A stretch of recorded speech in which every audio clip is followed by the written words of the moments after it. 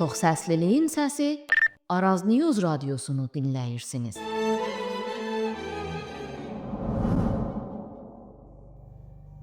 Değerli dinleyiciler, salam. Siz Araz News radyosunun gündem programına kulak asırsınız. Burası İran. Burada savaş cephelerden önce insanların yüreğinde başlayıp. Burada zafer sözü göğlerde değil, çörek nöbelerinde aktarılır. Bugün sizinle birlikte evlerin içine sızan o sessiz savaştan danışacağız. O savaş ki ne sesi var ne de tüstüsü. Ama ağrısı her gün sofralarımızda daha da derinleşir.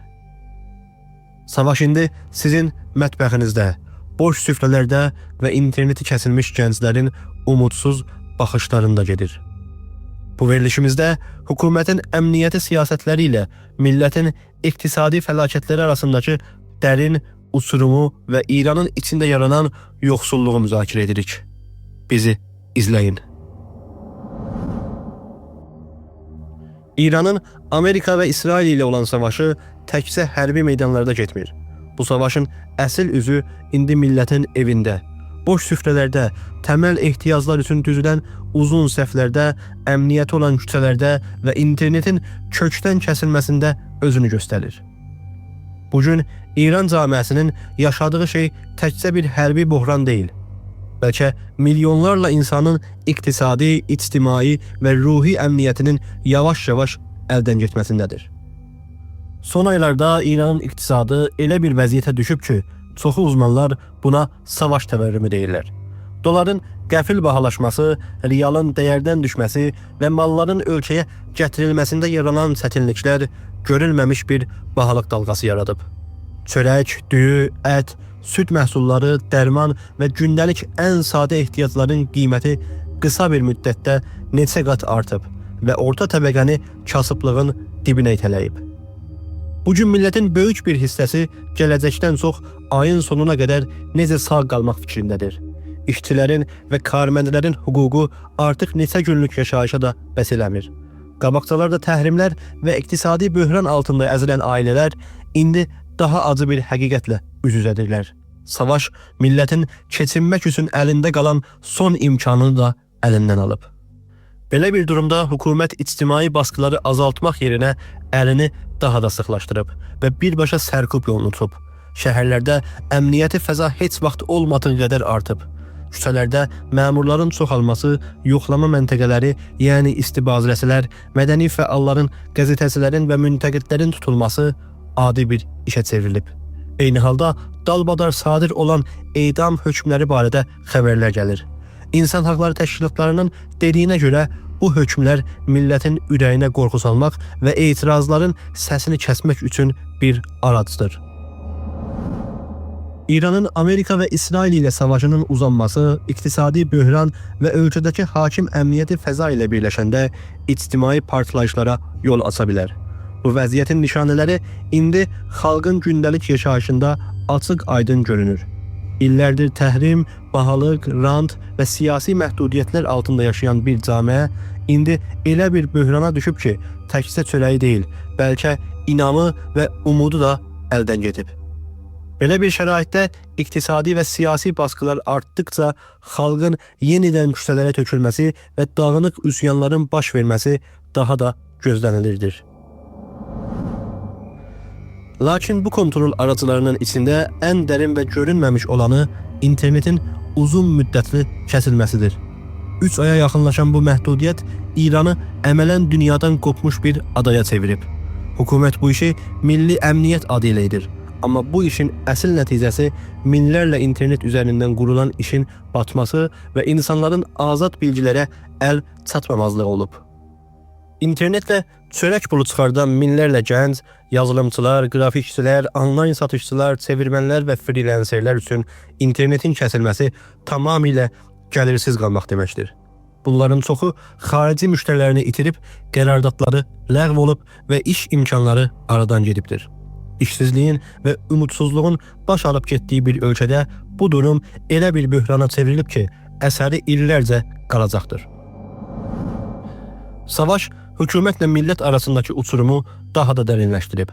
Cumhuri İslami dirəniş və zəfərdən danışanda camiənin böyük bir hissəsi özünü heç bir nəqşi olmadığı qərarların qurbanı kimi hiss edir. İran cəmaəti bu gün təkcə xarici hücumların altında deyil, bəlkə savaşın xərcini müstəqim xalqın cibindən çıxardan siyasətlərin altında əzilir. Bu vəziyyət ictimai ədalətsizlik hissini gücləndirir və hökumət məşruiyyətini millətin gözündə aradan aparır. Belə bir durumda etirazlar təkcə bahalıq üçün deyil, bəlkə ölkənin yönetilməsinə və siyasi quruluşun əslinə qarşı ola bilər. Böhran dözümsüzləşsə, sinfi etirazların da, yəni işçilər, müəllimlər, bazı kəsələr və sair işçilərin etirazlarının artması da hətmidir. Sinfi etirazların xalqın qəzəbi ilə birləşməsi vəziyyəti daha da kontrolsuz edə bilər. Özəlliklə o zamancı dövlətin mali və əmniyyəti gücü savaşa görə zəifləyib. O biri yandan iqtisadi baskıları ən çox hiss edən məhrum və kənarda qalan bölgələr başqa yerlərdən daha tez üsyan edə bilərlər. İşsizlik və təməl ehtiyacların qıtlığı kiçik bir qığılcımla, ola bilsin ki, elektriğin kəsilməsi və ya benzinin bahalaşması kimi olaylarla böyük bir partlayışlara səbəb olsun. Eyni halda xalqın rəsmi rəsanələrə və dövlət qurumlarına olan inamının itməsi işləri daha da çətinləşdirir. Millət artıq savaş və iqtisad barədə deyilən yalanlara inanmır. İnamın öldüyü bir camiədə ən kiçik bir sıxıntı siyasi bir tufana çevrilə bilər.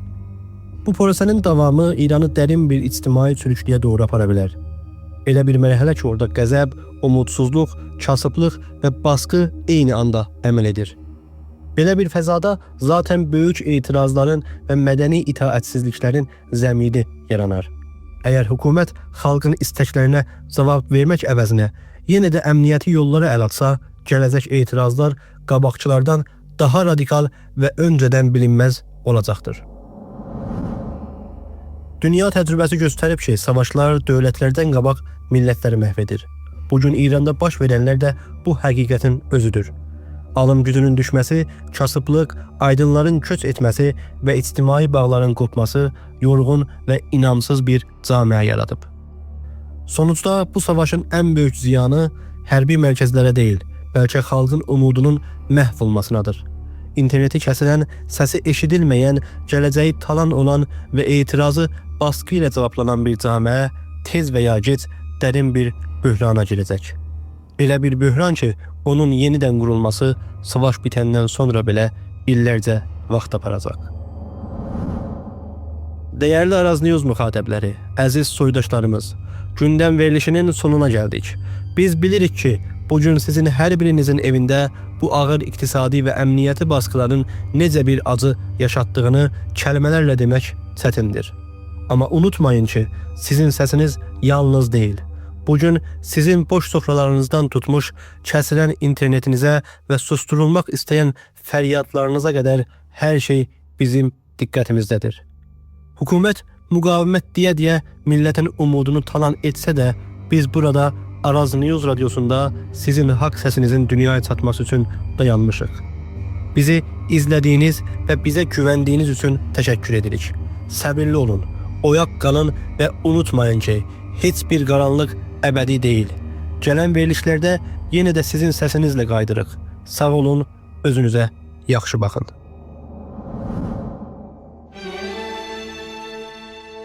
Çox səsliliyin səsi Araz News radiosunu dinləyirsiniz.